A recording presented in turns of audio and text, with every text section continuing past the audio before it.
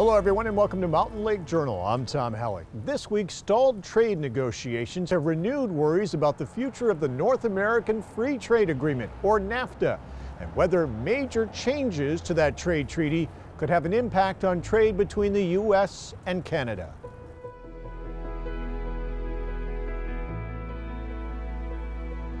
After a break for the holidays, the NAFTA negotiations are moving to Montreal in late January. Sources tell the Canadian press that Canada wants to hold a round of talks in French-speaking Quebec to highlight the region's role as a major manufacturer and exporter. Despite repeated threats during the campaign and early in his tenure as president to withdraw from NAFTA, when Mr. Trump and Prime Minister Trudeau met at the White House in February, both expressed hope that NAFTA could be renegotiated, and that much of the treaty designed to eliminate taxes on goods and improve trade between the U.S., Canada, and Mexico could be preserved. But over the course of several months, much of that hope has faded as the talks have stalled. That has raised concern among political and business leaders in Quebec, who this past week invited North Country Congresswoman Elise Stefanik to this gathering outside of Montreal to get her take on the state of NAFTA talks and to stress how important trade is between the U.S. and Canada, and in particular, Quebec and New York. And while the Congresswoman told the group NAFTA does need to be updated, she said it is important to keep what is working.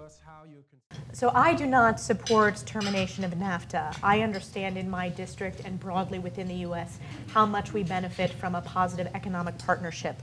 You know, I know there is a lack of certainty and some trepidation about reading in the news what's going on during these talks, but I am, from my perspective, I think we need to strengthen the agreement and modernize it and not throw the baby out with the bathwater. I think it was reassuring for people doing business in the United States.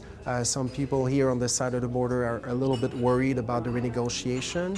The president has said that he might terminate NAFTA, and sometimes it's difficult for Quebecers, for Canadians to know if this is campaign rhetoric, is it real policies that are put forward by the president. Canada and the U.S. are highly integrated.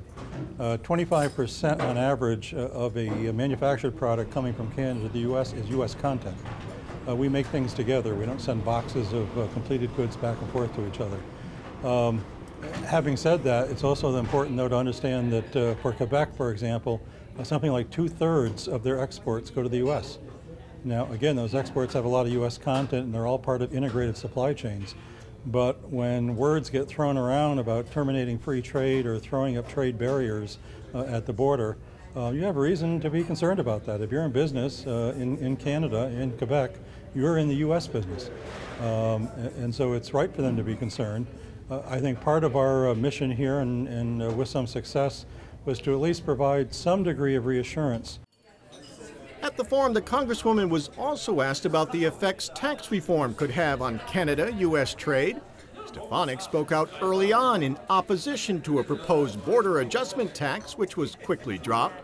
And while she voted against the Republican tax plan because it eliminates state and local tax deductions, she says she does support the lower corporate tax rate that's in the plan, which she believes will be a boost to U.S. businesses and the economy.